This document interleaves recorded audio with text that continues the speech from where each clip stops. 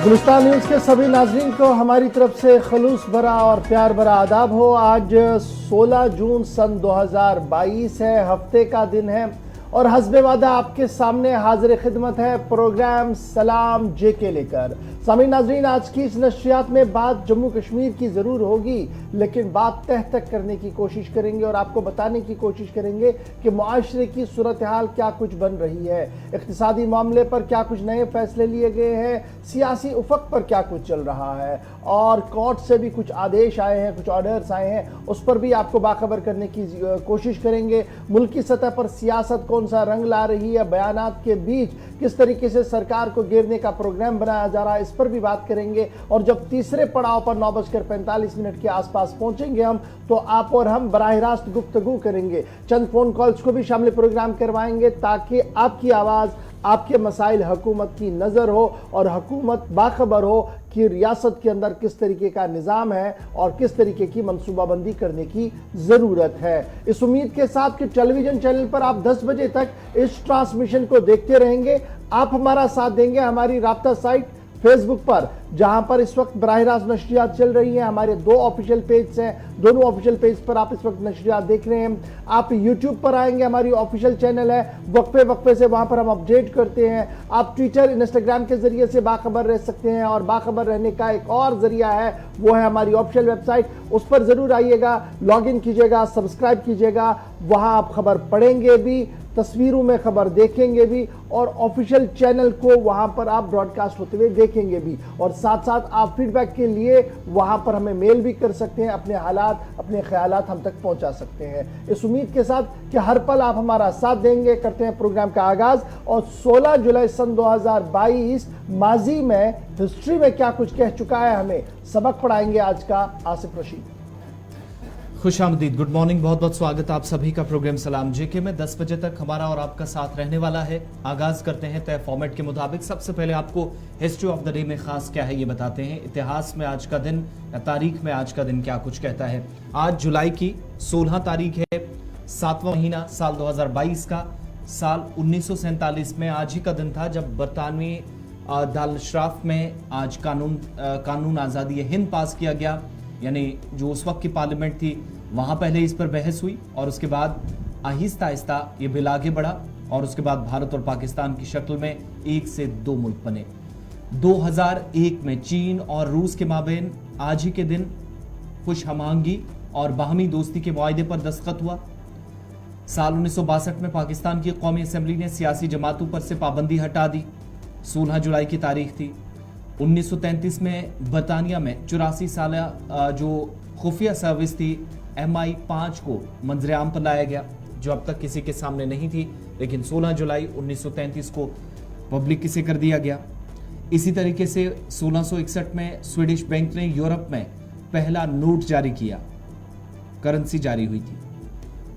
1856 में हिंदू बेवाओं को दोबारा शादी के लिए कानूनी हैसियत मिल गई। साल 1856 में तारीख 16 जुलाई। 1925 में इराक में शाह फैसल ने बगदाद में पहली पार्लियामेंट कायम की थी, आज का दिन था। इसके अलावा अंग्रेजी कैलेंडर के मुताबिक 16 जुलाई 1990 को यूक्रेन ने आज़ादी का ऐलान किया, जो आज सख्त मुश्किल हालात से गुजर रहा है पड़ोसी मुल्क रूस के साथ, और आलमी ताकतों में से एक रूस के साथ काफ़ी वक्त से जंग चल रही है। तकरीबन 150 दिन मुकम्मल होने वाले हैं, लेकिन जंग अभी फरवरी के महीने में जो शुरू हुई थी वो ख़त्म होने का नाम नहीं ले रही है। तो आज़ादी का जो ऐलान किया गया था वो आज के दिन 1990 किया गया था और आज पहली बार ऐसा होगा कि कोई मुल्क एक तरफ जंग लड़ रहा है और दूसरी तरफ आज़ादी की तकरीबात का ऐलान भी सरकारी तौर पर यूक्रेन के अंदर कर दिया गया है। तो बहुत कम मालिक होते हैं, उनमें से यूक्रेन भी बना है, जहां पर जंग एक तरफ और आज़ादी की तकरीब आज सबसे बड़ी कीव के अंदर होगी, जहां पर व्लादिमीर ज़ेलेंस्की आज खिताब करने वाले हैं। और ख़बर यह है कि अक़वाम मुत्तहिदा के कुछ नुमाइंदे भी इस तकरीब का हिस्सा बनने वाले हैं। ये अहम मालूमात थी हिस्ट्री ऑफ द डे में, इतिहास में आज का दिन क्या है। लेकिन अब आगे बढ़ेंगे और बात सबसे पहले आज नौजवानों की करेंगे इस प्रोग्राम में। कल हमने आपको बताया था कि नौजवानों की तादाद पूरे मुल्क में इस वक्त कम हुई है, रिपोर्ट सामने आई थी, लेकिन आज एक और रिपोर्ट सामने आई है जिसने जम्मू कश्मीर के अवाम के होश उड़ा दिए हैं। जी हाँ नाजरीन, आज खबर केवल एक आईना देखने की कोशिश करेंगे ये, और आईना हम सब देखेंगे। हम यहाँ स्टूडियो में बैठे आईना देखें, आप घर में देखकर आईना देखें। मतलब आईने का मतलब यह कि जब मैं खबर आपके सामने रखूँ तो उस खबर के अंदर आकर खुद को कहीं पर डालकर देखिए कि मैं कहाँ पर हूँ, मेरी जिम्मेदारियाँ कहाँ पर है और कौम और मिल्लत के लिए हम क्या कुछ कर रहे हैं। क्योंकि मामला नौजवानों का है और नौजवानों के हवाले से जो लेटेस्ट सर्वे, एक सरकारी सर्वे हुआ है जिसके अदाद-ओ-शुमार सरकारी तौर पर जारी तो ज़रूर होंगे, लेकिन ज़राया जो हमें बता चुके हैं उसके बाद आपके साथ ये सारा शेयर करना बहुत ज़्यादा ज़रूरी बन रहा है। मंशियात, नशा जिस भी किस्म का हो, कश्मीर सूबे के अंदर अदाद-ओ-शुमार सामने आए हैं और उन अदाद-ओ-शुमार ने सबकी नींद उड़ा दी है। सरकारी तौर पर जो अदाद-ओ-शुमार सामने आए हैं ड्रग्स को लेकर कश्मीर सूबे के अंदर, उसके तहत यह कहा गया कि 25% अनएम्प्लॉयड यूथ जो है वो बराह रास्त मुलविस है जी ड्रग्स के अंदर। मुख्तलिफ तरीके का वो मंशियात ले रहा है, मुख्तलिफ किस्मों के नशों में वो मुब्तला हो गया है और कम से कम 88,000 माहाना उसका खर्चा है जी इस पूरे मामले पर। बेरोजगार है और 85,000 से ज़्यादा रुपया जब खर्च करना है तो फिर इसका दूसरा पहलू आप देखेंगे, जो चोरियां हम देख रहे हैं, जो मामलात हमारे आसपास चल रहे हैं वो क्यों बढ़े, ये एक फैक्टर यहां पर है। सर्वे किन्होंने किया है ये भी एक बड़ा सवाल है। सर्वे किया Indian institute of medical health and neuro science और उसके साथ साथ फिर दीगर इदारों ने इसकी शिरकत की है। अगरचे सरकारी तौर पर अभी ये मंशियात की रिपोर्ट आना बाकी है कि किस तरीके से है, लेकिन जो ज़राया हमें बता रहे हैं कि एक अच्छी खासी तादाद 25% नौजवानों की जो बेरोज़गार है वो बराह रास्त इस दलदल में फंस चुके हैं। और जब ये फिगर्स और ये डिटेल्स सामने आएंगी तो मज़ीद कुछ चीज़ें भी सामने आएंगी, लेकिन पहले ही ये बात साफ कर दी गई है कि जनाब किस तरीके का माहौल है। 10 अजला कश्मीर सूबे के जो है वो, उन्हें जब आप खंगालेंगे तो पता लगेगा साल 2019 से लेकर साल 2022 के दरमियान हर साल गुजरने के साथ मंशियात के आदी होने के वाले लोगों की फहरिस्त बढ़ रही है। अब इसमें एक और दिल दहला देने वाली बात है, कॉलेज स्टूडेंट्स से लेकर स्कूल बच्चों तक इसकी लत लग चुकी है। स्कूल बच्चे मतलब high school, higher secondary, college और यूनिवर्सिटी, यहां तक वो बच्चे जो अभी ज़ेर तालीम है वो भी इसका हिस्सा है। अब क्या सिर्फ मर्द या लड़का इसमें है? नहीं जनाब, ख़वातीन की भी तादाद और हमारी बेटियों की भी तादाद इसमें। मैं सिर्फ कश्मीर प्रोविंस की आज आपके सामने ये जिक्र कर रहा हूं क्योंकि ये अदाद-ओ-शुमार जो सामने आ रहे हैं, जो ज़राया हमें बता रहे हैं, ये एक अक्कासी है मेरे मुल्क की, ये एक अक्कासी है मेरी रियासत की, ये एक अक्कासी है हमारे उस मुआशरे की जिसके अंदर हम रहकर ये कह रहे हैं कि हम पढ़े लिखे हैं, जिसके अंदर हम ये रह रहे हैं और कह रहे हैं कि हम जी उलमाओं की बात को मानने वाले हैं, हम औलियाओं की बात को मानने वाले हैं, हम साधु संतों की बातों को मानने वाले हैं और शायद हम जैसा पाक साफ कोई नहीं है। लेकिन इदारे जो रिपोर्ट बता रहे हैं वो ये बता रहे हैं कि दागदार हमारी ज़मीन हो चुकी है और अगर आज भी कार्रवाई नहीं की गई तो बहुत देर हो जाएगी। कार्रवाई करने वाले इदारे क्या कुछ कर रहे हैं, डिटेल्स आपके सामने है। शायद ही वो कोई दिन ऐसा हो जिस दिन पुलिस तर्जुमान की तरफ से बयान ना आया हो जिसमें उन्होंने ये ना कहा हो कि आज मंशियात फरोश को गिरफ्तार किया गया, इतनी तादाद में कोरेक्स बरामद कर दी गई, इतनी पॉपी जनाब निकाली गई गाड़ी से, यहाँ से गाड़ी को जब्त किया गया, वहाँ से। लेकिन अभी भी जो हसास इदारे हैं उन बड़े मगरमच्छों को पकड़ने में नाकाम है जो इसके मास्टरमाइंडेड है। ये एक बड़ी आवाज़ है जो सोसाइटी के। लेकिन इदारे क्या कुछ कह रहे हैं, रिपोर्ट क्या कुछ कह रहा है, सीधे श्रीनगर चलेंगे। मेरे साथी हिलाल हांजुरी ज्वाइन कर चुके हैं। हिलाल, आज आईना है खबर के बदले, लेकिन ये आईना क्या कुछ कह रहा है आप पढ़ चुके हैं, बताइएगा नाजरीन को क्या कुछ है रिपोर्ट के अंदर। बिल्कुल, जैसे कि गौर आपने खुद भी इस मामले पर रोशनी डाली है कि किस नवीयत के जो है इस ड्रग्स से, ड्रग मेन से, ड्रग यूजर से और ड्रग्स से रिलेटेड जो कारोबारी है उन्होंने जम्मू कश्मीर के अंदर मजबूत कर दिए हैं। ये डिस्पाइट है कि हमारे पास एक जानदार सिविल सोसाइटी जिसे हम कहते हैं, या इसके बावजूद कि आए रोज हम मुकर्रीन को, उलमा को इस पर बात करते हुए सुनते भी हैं, दीगर मसाइल पर भी सुनते हैं। ये इसके बावजूद कि अलग अलग एजेंसीज जो सिक्योरिटी के हैं, इसके बावजूद कि जो एक्साइज डिपार्टमेंट यहाँ पर काम कर रहा है, ये इसके बावजूद जो अलग अलग तरह की जो सिक्योरिटी विंग है वो इसके मुकाबले में काम कर रही है, लेकिन इसके बावजूद जो ये सर्वे आ रहा है ये साबित कर रहा है कि हर किसी इंडिविजुअल की, चाहे वो सिक्योरिटी एजेंसी हो या कोई आम शहरी हो या जम्मू कश्मीर में रहने वाला हो, ये उसकी नाकामी जाहिर कर रहा है। ये यहाँ की सरकार की भी नाकामी जाहिर कर रहा है, क्योंकि अगर ऐसा नहीं होता तो शायद आज की डेट में जो ये सर्वे बता रहा है, जो अभी ऑफिशियली जिसको अभी पब्लिश नहीं किया गया है या रिवील नहीं किया गया है, लेकिन जो मीडिया के अंदर इसके हवाले से कुछ नुकात सामने आए हैं, तो उससे ये साफ पता चलता है कि जम्मू कश्मीर के अंदर जो अनएम्प्लॉयड पढ़े लिखे लोग हैं या अनएम्प्लॉयड लोग हैं, उसकी 25.2% आबादी ड्रग्स का इस्तेमाल कर रही है। यानी हर 100 बेरोजगारों में 25 अफराद से ज्यादा लोग ड्रग्स का इस्तेमाल कर रहे हैं, और इससे अंदाजा लगाया जा सकता है कि इस सोसाइटी के अंदर जो जान है वो कहां पर पहुंच चुकी है। न सिर्फ इतना, जब हम जम्मू कश्मीर की कुलहुम आबादी देखते हैं तो उसका लगभग 3% का हिस्सा है, 2.8% हिस्सा ड्रग्स का शिकार हो चुका है। ये इसके बावजूद कि तरह तरह के मेजर्स आप ले रहे हैं, दावे कर रहे हैं कि आए रोज इतना खेत पकड़ा गया है, आज इतनी क्रैक्स की बातें जो है पाई गई है, आज इतने टैबलेट्स जो है बरामद किए गए हैं, तो उसके बावजूद ये सारी चीजें कहां पर है? क्या ये तलख हकीकत नहीं है कि सरकार ने इस ड्रग मेन्स को जम्मू कश्मीर के अंदर दहशतगर्दी के बराबर करार दिया था? जब दहशतगर्दी के बराबर करार दिया गया था, इसका मुकाबला जो है वो उस तरीके का क्यों नहीं हो रहा है? क्यों ये सोसाइटी इतनी जहर आलूदा हो गई है कि हर बच्चा अब तकरीबन जम्मू कश्मीर के अंदर इसका शिकार हो चुका है? तो इस हवाले से न सिर्फ ये सरकार की जिम्मेदारी बल्कि हर पेरेंट की जिम्मेदारी है, और इसमें पेरेंट जो है गाफिल नजर आ रहे हैं, इसमें इंस्टीट्यूशंस गाफिल नजर आ रहे हैं, इसमें civil society, so called civil societies नाकाम नजर आ रही हैं, इसमें जो मजहबी तंजीमें हैं, चाहे वो किस मजहब से भी ताल्लुक रखते हों, वो भी इसमें वो जान जो है देने में नाकाम रही हैं, और उनकी जो तकारीर है वो भी एक टेक्स्ट तक की महदूद रही है, जो रिजल्ट है वो अभी नजर नहीं आ रहा है। इतना ही नहीं, गौहर, हम जब ये रिपोर्ट पढ़ते हैं तो ऐसा भी जो है जाहिर किया गया है कि लगभग हर साल 88,000 का जो है वो हीरोइन का इस्तेमाल करते हैं। आप और मैं जानते नहीं होंगे कि ये हीरोइन क्या है, लेकिन जम्मू कश्मीर के अंदर 88,000 लोग हर साल या हर माह इसका इस्तेमाल करते हैं। ये सिर्फ यूजर्स की हम बात करते हैं, कारोबार कितने लोग करते होंगे ये अल्लाह ही जानता है, और इसका खुदा ही हाफिज होगा।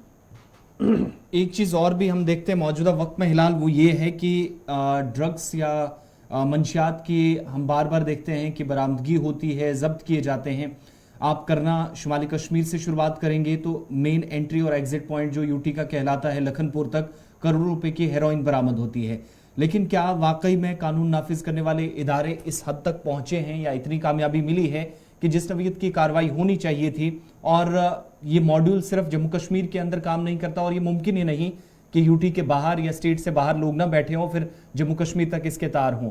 चंद लोग जो पकड़े जाते हैं, इसमें कभी ड्राइवर या कंडक्टर या फिर हेल्पर होता है गाड़ी का, उसकी गिरफ्तारी के साथ क्या ये मान लिया जाए कि करोड़ों रुपए के ड्रग्स का जो कारोबार कश्मीर टू कन्याकुमारी चल रहा था, या मुमकिन तौर पर हो सकता है शायद वो केस उतना ही वहीं पर जाकर खत्म हो जाता है, या फिर इससे एक और कदम आगे जाने की जरूरत है जो अब तक शायद नहीं हो सका है ग्राउंड पर?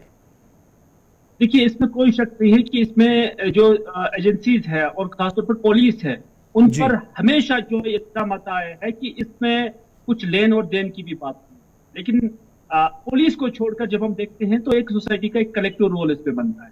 इसमें सिर्फ एक मखसूस इदारे को फर्ज इल्जाम नहीं ठहरा सकते। उससे पहले कि हम पुलिस पर जो है ये उठाए, और इसका मतलब ये नहीं कि पुलिस के रोल को हम जस्टिफाई कर रहे हैं, लेकिन इतना जरूर है कि हर पेरेंट को पहले ये देखना चाहिए ना, कम से कम उसकी मॉरल रिस्पॉन्सिबिलिटी बनती है कि उसका बच्चा कर क्या रहा है। क्योंकि इसमें ज्यादातर जो डेटा दिया गया है वो 15 साल से 28 साल के दरमियान के जो बच्चे हैं उन्हीं का जो रोल है सबसे ज्यादा बताया जा रहा है। और 19 से लेकर या 15 से लेकर 28 का जो ये एज ग्रुप है, ये गैर शादीशुदा भी होता है और इस पे ज्यादा जो असर होता है अपने पेरेंट्स का ये होता है। तो इससे पहले कि पुलिस पर, इससे पहले कि किसी मौलाना पर, इससे पहले कि किसी और सिविल सोसाइटी पर हम ये जो है उनका दामन पकड़े, तो मैं समझता हूं कि पेरेंट को पहले खुद देखना चाहिए कि उसके बच्चे का व्यवहार क्या है। क्या जब एक पेरेंट अपने बच्चे के अंदर वो सिम्टम जो ड्रग्स करने वाले बच्चे के अंदर पाए जाते हैं, जब अपना पेरेंट इस चीज को मॉनिटर नहीं कर पाएगा, तो फिर वो पेरेंट सोसाइटी को, वो पेरेंट पुलिस को, वो पेरेंट किसी मौलाना को, वो पेरेंट किसी साधु को उसका गिरबान नहीं पकड़ सकता है, क्योंकि शुरुआत उसको अपने घर से करनी है और वो अपने घर से ये लातोलाल कर रहा है। नतीजा ये है कि फिर जो सेकेंडरी टर्शरी लेवल के जो फिर इदारे हैं या जो फिर सोसाइटी है, उन पर वो भी इसमें थोड़ी सी डील देते हैं, क्योंकि जब पेरेंट्स अपने लेवल पर ये डील देते हैं। चलिए, बहुत शुक्रिया जी हिलाल हमारे साथ ज्वाइन करने के लिए। नाज़रीन, अगर आपको कभी फुर्सत मिले ना, तो वादी कश्मीर के अंदर या जम्मू के अंदर जो ये नशरियात हमारी देख रहे हों, वो ज़रूर कभी अपने घर से बाहर आकर उन मराकज़ की ओर जाएं और देखने की कोशिश करें कि किस कस्म पुरसी के हालात में लोग वहाँ पर आते हैं, और रिहेबिलिटेशन सेंटर्स के अंदर जब वो रहते हैं तो किस तरीके के बयानात उनके होते हैं, कैसे वो अपनी वो दर्द भरी कहानी बताते हैं। हमारी नज़र में बहुत सारे इंसिडेंट्स हैं, बहुत सारे केसेस हैं जिनको हमने देखा है, बड़ा क्लोजली मॉनिटर किया है। कई बार रिहेबिलिटेट होने के बाद भी वापस वो इस दलदल में फंसते हैं। कुछ जिम्मेदारियां हमारी हैं, कुछ आपकी हैं, हम सब ने मिलकर इस मुसीबत से रियासत को निजात दिलाना होगा। फिलहाल बढ़ते हैं आगे, बात जरा एक और बड़ी खबर की करते हैं, और बात अब करते हैं तहकीकात की। क्योंकि जम्मू कश्मीर इंतजामिया ने यह फैसला लिया है कि SSRB के तहत लिए जाने वाले कई इम्तिहानों के अंदर बाज़ाब्ता तौर पर तहकीकात होगी, क्योंकि कई शिकायतें मौसूल हो रही हैं। इस सिलसिले में खबर यह है कि स्कैनर पर मजीद इम्तहानात भी हैं। आने वाले दिनों के अंदर जिन लिस्ट का बहुत सारे नौजवान इंतज़ार कर रहे हैं कि लिस्ट आउट होगी और वो जिनने नौकरी के लिए अप्लाई किया 2020, 21, 22 में, उन्हें जॉब मिलेगी। लेकिन ऐसा भी हो सकता है, मुमकिन है और ज़्यादा चीज़ें, क्योंकि इंतज़ामिया ने पेपर लीक स्कैंडल में अब एक जाल फैला दिया है, जहाँ पर Jammu Kashmir SI recruitment scam सामने आया, उसमें कार्रवाई हुई। अब जाकर 3 दिन से हम लगातार, आप गुलिस्तान न्यूज़ पर देख ही रहे हैं, FAA के जो उम्मीदवार हैं वो एहतजाज कर रहे हैं, मुंतखब उम्मीदवार। लेकिन आने वाले दिनों में ये तादाद बढ़ सकती है, क्योंकि जो ज़राए से जानकारी है कि आने वाले कुछ दिनों के अंदर मजीद SSRB या SSB के तहत या इसके अंतर्गत लिए जाने वाले जो इम्तहानात है, जब इन्वेस्टिगेशन का एक जाल फैला है, तो बहुत सारे ऐसे इम्तहानात हैं जो स्कैनर पर हैं, जिन्हें लेकर शिकायत वक्तन फ़क्तन मिलती हैं। लेकिन जब ये रिपोर्ट सामने आएगी जो मौजूदा वक्त में इंतजामिया के सामने, जिसे लेकर उम्मीदवार सड़कों पर हैं, तो ये रिपोर्ट सामने आने के बाद खबर यह है कि लेफ्टिनेंट गवर्नर इंतजामिया एक बड़ा फैसला ले सकती है। अब ये जब हतमी रिपोर्ट आएगी तभी बहुत सारी चीजें, लेकिन शक व शुबहात या जो सवालात और उंगली उठना कारकर्दगी पर यह अब मामूल बन गया है। फिलहाल इसमें बड़ी इंपॉर्टेंट बात यह भी है कि मेरिट ट्रैक नामी जो ऑर्गेनाइजेशन थी, जो SSRB के साथ मिलकर इम्तिहानात लेती थी, पेपर और दीगर चीजें बनाती, उस पर रोक लगा दी गई, क्योंकि SI इम्तिहानात के अंदर इसी कंपनी का नाम सामने आया, क्योंकि ये बैरूनी रियासत है, वहां से पेपर किस तरीके से लीक होते हुए अखनूर तक पहुंचे और बाद में क्या कुछ हुआ, इसलिए फिलहाल इसको रोक दिया गया है। एक तो मामला ये सामने आया है, और दूसरी बड़ी बात जो इसमें ये आ रही है कि FAA जो इम्तिहानात हो चुके हैं फाइनेंशियल अकाउंट असिस्टेंट के और JEE सिविल के, ये इम्तिहानात लगभग मुकम्मल हुए, लिस्टें भी तहरीर हुई थी, लेकिन अभी अब ये पूरा स्कैनर में चला गया है, इस पर तहकीकात हो रही है। कुछ वक्त और लग सकता है, क्योंकि 972 पोस्ट FAA के डिक्लेयर किए गए थे और JEE सिविल के 103 पोस्ट हैं। इन सभी मामलों पर भी, क्योंकि इसी एजेंसी के ज़रिए से ये सारा मामला हुआ है, इसलिए ये सारा स्कैनर में चला गया है। और ये माना जा रहा है कि CBI के पास ऑलरेडी जो SI लिस्ट चली गई है, SI का मामला जो चला गया है, क्योंकि स्टेट गवर्नमेंट की रिकमेंडेशन गई थी यूनियन को और यूनियन गवर्नमेंट ने क्लियरेंस दी है। इस सिलसिले में खबर यह है कि CBI अब बहुत जल्द जो है वो FIR दर्ज करेगी, पहले Jammu Kashmir police sub inspector भर्ती के मामले को लेकर, और उसके बाद जब 2 रिपोर्टें और आनी है, एक FAA की रिपोर्ट आनी है और JEE सिविल की रिपोर्ट्स आनी है। ये दोनों रिपोर्ट जब लेफ्टिनेंट गवर्नर को मौसूल होंगी, उसके बाद इसका भी फैसला लिया जाएगा कि क्या लिस्ट को कलदम करना है या लिस्ट को बरकरार रखते हुए आगे चलना होगा। इसलिए जो एहतजाजी मुजाहिरीन है वो लगातार ये कह रहे थे कि हमें एश्योरेंस मिल जाए। एश्योरेंस तब तक मेरे ख्याल से स्टेट गवर्नमेंट या कोई भी इदारा नहीं देगा जब तक इंक्वायरी इन डेप्थ नहीं होगी और उसके बाद अगर ये मामला उसी तरीके का निकला जिस तरीके का एसआई वाला मामला है तो मामला ज़रूर सीबीआई की नोटिस में जाएगा, क्योंकि इस तरीके की बाज़गश जो है वो लेफ्टिनेंट गवर्नर के दफ्तर से सुनने को मिल रही है कि अगर थोड़ी सी भी जुम्बिश कहीं पर दिखी कि इसमें रिश्वत का मामला चला है, इसमें पेपर लीक का मामला चला है या किसी भी तरीके से किसी का शबखून हुआ है तो ज़रूर बड़ी कार्रवाई होगी, ताकि एक संग मील लगाया जाए कि मुस्तकबिल में इस तरीके का ना हो। इधर ज़राया ये भी कह रहे हैं कि एसएसआरबी पर मजीद शिकंजा जो है वह कसा जाएगा ताकि मुस्तकबिल में रिक्रूटमेंट प्रोसेस के दौरान इस तरीके के मामला ना हो। एक तरफ से ये सरकार कर रही है, दूसरी तरफ से जो कैंडिडेट्स हैं जिन्होंने इम्तिहानात क्वालिफाई किए हैं, जिनके लिस्टें सामने आई हैं, उनका मानना कि उनकी खता क्या है, जब तक ये सारा मामला चलता है तब तक भी उन्हें काम करने की इजाज़त दीजिए या सरकार कोई बीच का रास्ता ले। उनका इसके साथ कुछ भी नहीं है, इंक्वायरियाँ चलें और जो लोग मुलविस हो, जितने लोग इसमें मुलविस हो उनको बाहर निकालें, रादर कि आप सब लिस्ट को कलअदम करें। दूसरी बड़ी बात जो लगातार आ रही है वो ये भी आ रही है कि फास्ट ट्रैक बुनियादों का मतलब क्या होता है। लेफ्टिनेंट गवर्नर एडमिनिस्ट्रेशन लगातार ये कह रही थी कि हम फास्ट ट्रैक बुनियादों पर जी नौकरियां देंगे।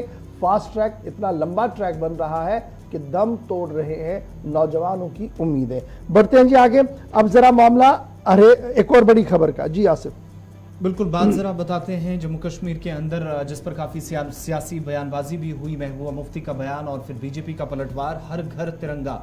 ये जो प्रोग्राम है मुल्क की सतह पर 75 साल आज़ादी के मुकम्मल होने पर है, लेकिन जम्मू कश्मीर के अंदर भी इस प्रोग्राम को कामयाबी के साथ और खुश उसलूबी के साथ अंजाम देने के लिए लेफ्टिनेंट गवर्नर इंतजामिया की जानिब से अब बाकायदा एक कमेटी तश्कील दे दी गई है और 7 रुकनी कमेटी आगे के मामला देखेगी। कमेटी पर यह जिम्मेदारी होगी कि मुल्क भर के साथ साथ जम्मू कश्मीर में हर घर आज़ादी के अमृत महोत्सव के तहत जो प्रोग्राम होंगे उस पर तिरंगा फहराया जाए और ये कैसे मुमकिन हो, चीज़ें कैसे कंप्लीट करनी है, इसके लिए जम्मू कश्मीर लेफ्टिनेंट गवर्नर इंतजामिया की जानिब से आप जो महकमा दाखिला के financial commissioner additional chief secretary हैं उनकी सरबराही में एक कमेटी तश्कील दी है। उनके साथ बाकी 6 मेंबर्स यानी कुल मिलाकर एडिशनल चीफ सेक्रेटरी के साथ मिलकर ये 7 मेंबर्स, 6 दीगर और एक खुद वो 7 मेंबर्स काम करेंगे। और मनोज कुमार द्विवेदी की तरफ से इस सिलसिले में एक हुक्मनामा जारी किया गया है जो कि प्रिंसिपल सेक्रेटरी हैं जम्मू कश्मीर एलजी इंतजामिया की, और हर घर झंडा प्रोग्राम बनाने के लिए कमेटी जो आइन के मुताबिक कहा जा रहा है कि इसको मंजूरी दी गई है, ये आगे के सारे काम देखेगी। और इसमें बड़ी जिम्मेदारी ये होगी कि सरकारी इमारतों, सरकारी स्कूलों, बिलखुसूस जो मुख्तलिफ अजला के अंदर जो सरकारी इमारतें हैं, सरकार से जिनका लेना देना है, वहां पर सबसे पहली तरजीह होगी कि इस कमेटी को जिम्मेदारी दी गई है वो इस बात को यकीनी बनाए कि वहां पर तिरंगा फहराया जाना चाहिए। अब जिन जिन लोगों को इसमें शामिल किया गया है उसमें principal secretary housing and urban development department, इसके अलावा सरकार की तरफ से principal secretary higher education department, ये भी इसके मेंबर होंगे कमेटी के, principal secretary youth services and sports department, इसके अलावा प्रिंसिपल सेक्रेटरी एजुकेशन डिपार्टमेंट, इसके अलावा सेक्रेटरी महकमा सकाफत को कमेटी का जिम्मेदार बनाया गया है। यानी 7 मेंबर्स होंगे। एडिशनल चीफ सेक्रेटरी जो महकमा दाखिला होंगे उनकी सरबराही में ये कमेटी काम करेगी। और कहा जा रहा है कि आज़ादी का एक अमृत महोत्सव, इसके हिस्से के तौर पर जम्मू कश्मीर में भी ये प्रोग्राम होगा। 15 अगस्त से पहले इस कमेटी को तमाम अपनी जिम्मेदारियां निभानी है कि हर घर कौमी तिरंगा या झंडा कैसे पहुंचाया जा सकता है, वहां पर इसे लगाया जा सकता है, इस बात को यकीनी बनाया जाएगा इस कमेटी की तरफ से जो 7 रुकनी पैनल होगा। जिस तरीके से सरकार इसे प्रोजेक्ट कर रही है कि हर घर तिरंगा, ये एक बड़ा चैलेंज भी होगा और देखना होगा कि सरकार इस बड़े चैलेंज को किस तरीके से टेक ओवर करे। फिलहाल बढ़ते हैं आगे, बात जरा इंक्वायरीज की करते हैं और बात करते हैं उस सेहत अफजा मकाम की जो अब आहिस्ता आहिस्ता करके दम तोड़ रहा है। पटनी टॉप की बात करते हैं क्योंकि पटनी टॉप में अब सीबीआई की एक और रिपोर्ट सामने आई है और पटनी टॉप को लेकर ये रिपोर्ट सामने आई है कि कई गैर कानूनी तौर पर कई गैर कानूनी होटल्स वहां पर बनाए गए हैं और बाज़ाब्ता तौर पर पटनी टॉप डेवलपमेंट अथॉरिटी की और दीगर इदारों की मिली भगत से ये सब कुछ हुआ है। और ये इन डेप्थ इंक्वायरी सीबीआई की तरफ से जो है वो चलाई जा रही थी और अपनी रिपोर्ट सीलबंद लिफाफे के अंदर उन्होंने गुज़श्ता दिनों जम्मू कश्मीर लद्दाख हाई कोर्ट के अंदर दी है। ब्यूरो की तरफ से ये साफ कर दिया गया है कि फॉरेस्ट, रेवेन्यू डिपार्टमेंट और पटनी टॉप डेवलपमेंट अथॉरिटी ने माजी के अंदर कई इलीगल काम किए हैं, यानी फैसिलिटेट किया है इलीगल कामों को वहाँ पर होटल्स और दीगर चीज़ें बनाने के लिए और मॉनिटरी बेनिफिट जो हैं वो लिए हैं वहाँ से। और अगर कोई भी आदमी वहाँ पर आए तो उन्हें ये सीधे पता लगेगा कि किस तरीके से खिलाफ वर्जियाँ वहाँ पर की गई हैं। सीबीआई की इस ताज़ा रिपोर्ट के अंदर ये साफ कर दिया गया है कि इलीगल अनऑथोराइज्ड कंस्ट्रक्शंस ग्रीन और बफर जोन के अंदर पटनी टॉप का जो है वहां पर बना दी गई है। और इसी रिपोर्ट के अंदर उन्होंने जम्मू कश्मीर लद्दाख हाई कोर्ट से इस बात की भी अपील की है कि इसमें मजीद इन्वेस्टिगेशन के लिए आगे और कुछ वक्त भी दिया जाए। और जो सोर्सेज बता रहे हैं तकरीबन 40 से 45 होटल वहां पर बनाए गए हैं जिनको लेकर कोई भी रिकॉर्ड पीडीए के पास उस तरीके का नहीं है जिसे हम लीगल माने, ताहम लगातार वो बन चुके हैं, अब काम भी चल रहा है वहां पर। लेकिन अब जब अदालत के अंदर ये मामला चला गया था और अदालत ने सीबीआई से ये कहा था कि वो इस पूरे मामले की इन-डेप्थ इंक्वायरी करे, इंक्वायरी की 2 रिपोर्टें आई हैं। पहले एक जुज़वी रिपोर्ट आई थी, एक और रिपोर्ट गुज़श्ता दिनों सामने आई जो सीलबंद लिफाफे के अंदर थी। उसमें इस बात का खुलासा पेश किया गया है कि 40-45 होटल ऐसे बनाए गए हैं जो बिल्कुल गैर कानूनी है। Buffer zone, green zone belt जो है वहां पर वायलेशन हुई है। और ये एक डिपार्टमेंट की वायलेशन नहीं है बल्कि फॉरेस्ट अमले से लेकर Patni top development authority, revenue महकमा सब ने मिली भगत है और बड़े पैमाने पर वहां पर